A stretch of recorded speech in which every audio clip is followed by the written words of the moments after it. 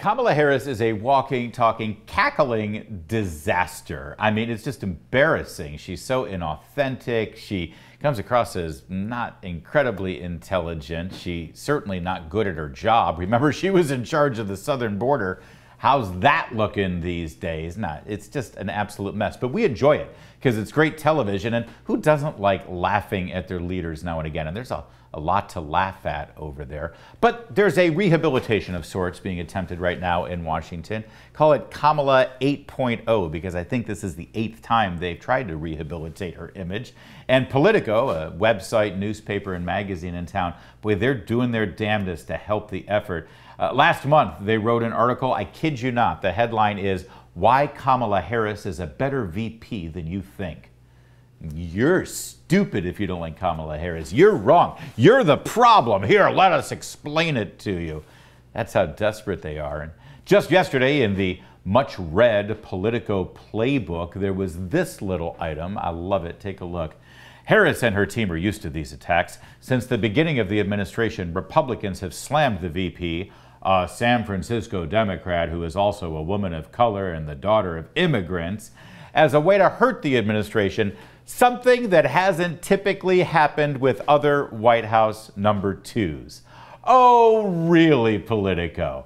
Any criticism you have against Kamala Harris is because she's a woman of color and the children of immigrants. Vice presidents never get criticized, mocked, or ridiculed in this town. Very rare for that to happen. Wasn't Dick Cheney literally Darth Vader with blood hanging from his fangs? Didn't they literally just make a movie called Veep, lampooning him as vice president? And poor Dan Quayle, I mean, for God's sake, the man's name can't even be mentioned without also including the fact that he misspelled a word one day.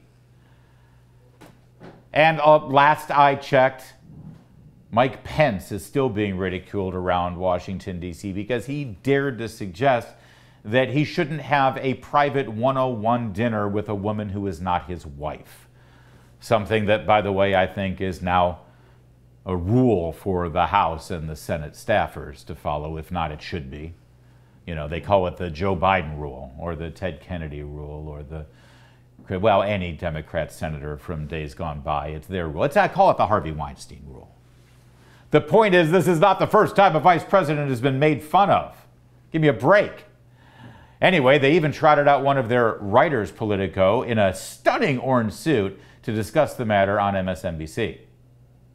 Allies will agree that there's been, at the very least, a gulf between kind of this behind-the-scenes Kamala Harris, this Kamala Harris that was a senator and as you just read, was ascendant in the Democratic Party, seemed like the future of the Democratic Party, and kind of the narrative that has been around D.C. since she's been vice president. They also point out that the last 8 months felt different to them, that she has emerged in a different way, and a lot of that has to do with the fact that she is finally getting a portfolio that they say is in her strengths, you know, talking about abortion, gun safety, climate change, those kinds of things. Oh, yes. Thank God. Finally, a Democrat who can talk about those items that Democrats never have a chance to talk about. Abortion, climate change, and gun control. That's what we need more of. And by the way, let me just say, I welcome this. I want Kamala Harris out there. In fact, Joe Biden should stay in the basement and Kamala should do all the campaigning. Represent the administration. I want as much Kamala Harris as I can get. Let's put her in front of the American people. Because when she appears in public, it's gold, like this. Remember Venn diagrams, those 3 circles?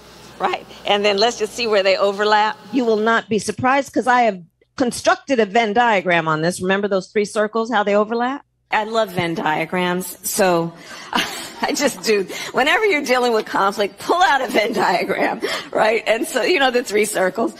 And so I asked my team, right? They're fantastic. Out right now he sees the Venn diagram of it all. He sees that there are those circles, and maybe people seem that they're a little different. They live in different parts of the country. They may be different age or different race. But that area in the middle, that overlap. And I asked my team to do a Venn diagram of where these attacks are happening. So voting rights, women's reproductive rights, LGBTQ rights. And, of course, there was a huge intersection. You know, I asked my team to do a Venn diagram for me of where we are seeing attacks and who are the attacks against and the similarity. And when you look at a diagram of the, just a Venn diagram in that regard, it tells a... That's a winning message. I'm telling you, we need more Kamala. Let's go. That's it for tonight. More to come tomorrow. Same time, same place. In the meantime, I'll see you on the radio.